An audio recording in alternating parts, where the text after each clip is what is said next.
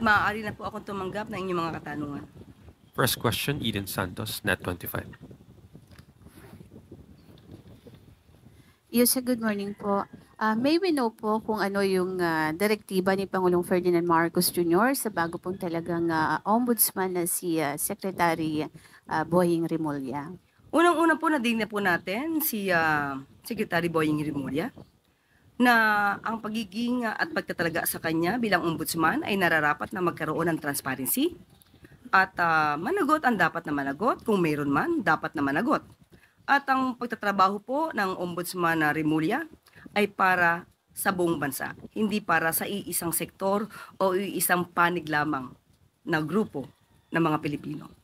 So kasama po sa direktiba ng Pangulo yung tutukan po ng bagong ombudsman ang pag-imbestiga po sa SALN ni Vice President Sara Duterte at doon po sa mga flood control anomalies. Unang-una po, sinabi po natin na pagtatrabaho po bilang ombudsman, ito ay para sa buong bansa. Kung ano po ang dapat na imbestigahan, ay dapat pong imbestigahan. Hindi po dapat na may talikuran o kaya tulugan. Kung ano ang nararapat na malaman ng taong bayan, dapat po maimbestigahan ng ombudsman. Next question, Katrina Domingo, ABS-CBN. Ma'am, good morning. Ano po yung reaction ni Pangulong Ferdinand Marcos Jr. to the reported wish of one ICI member to resign due to the lack of authority of the panel? Unang-una po, ang ICI po ay independent commission. At sa ating pagkakarinig, ito naman po ay na-deny na po at itinatwa na po ng spokesperson ng ICI. So mananatili po silang miyembro at mananatili po silang magtrabaho para po sa mas malalimang pag-iimbestiga sa mga maanumalyang flood control projects at mga infrastructure. How does the palace respond to calls from the House of Representatives to certify as urgent bills seeking to provide more powers to that panel?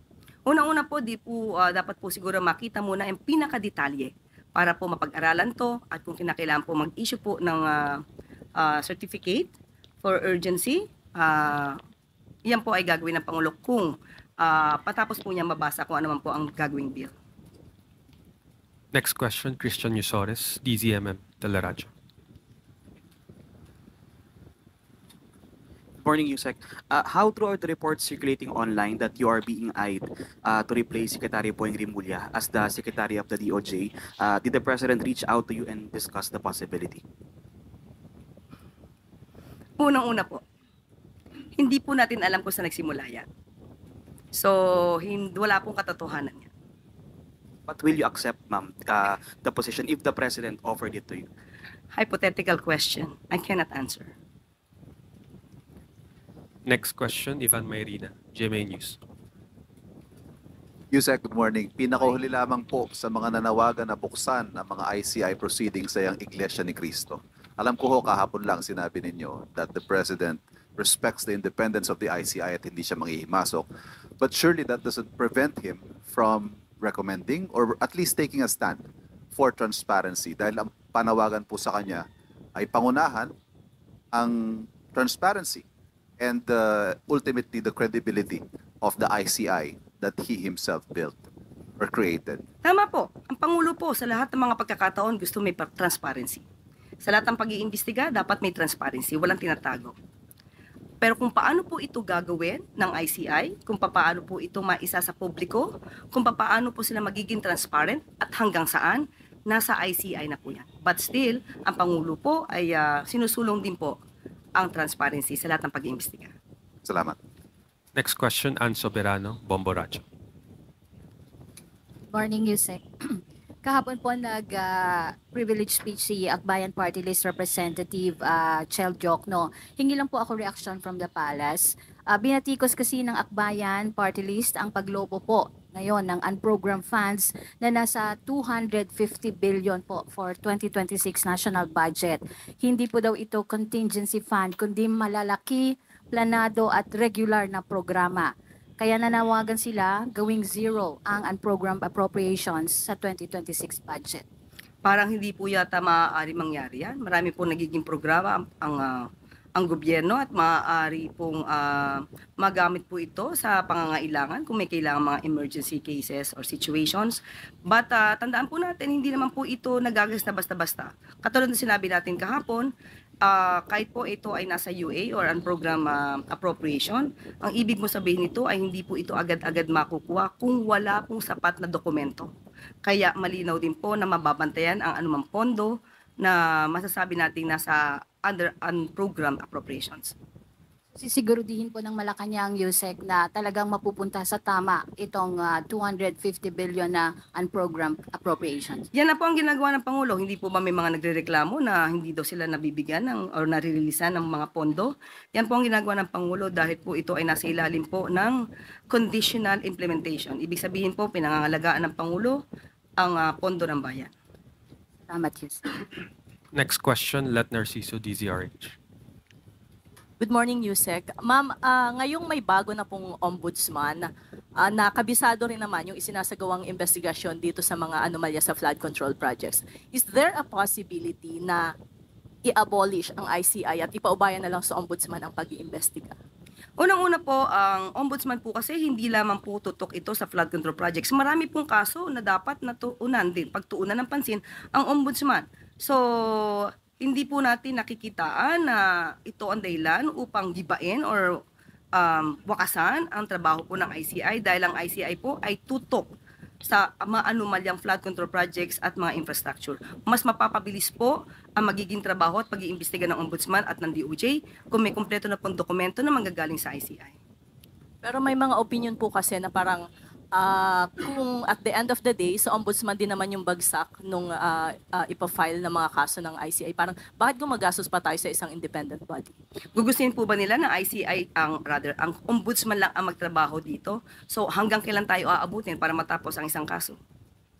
So kailangan po talaga na may isang independent commission na siyang tututok at magkokolekta, mag-iimbestiga ng mga dokumento para po pag naibigay po ito at mairekomenda for filing, i-reviewin na lamang po ito at kung tapos na po ang pag-review at nakita meron dapat na sampahan ng kaso, mas mabilis magsasampa ang kaso ang DOJ at ng Ombudsman. Next question, Evelyn Cruz, Filipino Mirror. Good morning, Yusek. Morning po. 3 weeks ago po na-create ang ICI. Pwede pong malaman kung nag-update po ba sa Pangulo ang ICI? Natawagan natin po ang Office of the Executive Secretary. Wala pong ganon dahil po independent commission po ito at ang report po na yan ay nasa kamay po ng ICI at kung ano man ang magiging rekomendasyon nila, sa kanila po manggagalit at hindi po hihingi ng basbas ng Pangulo. Thank you po. Follow-up question from Ana Felicia Bajo, GMA News Online.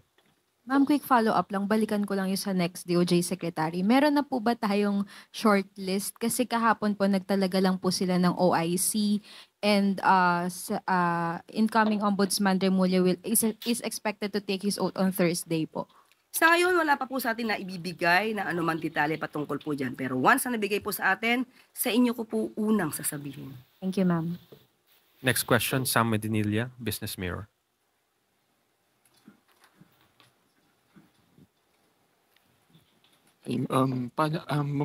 For Yusek Castro, Palimparlas reaction lang po regarding po dun sa recent inflation figures na nag-slow down raw po compared sa last year.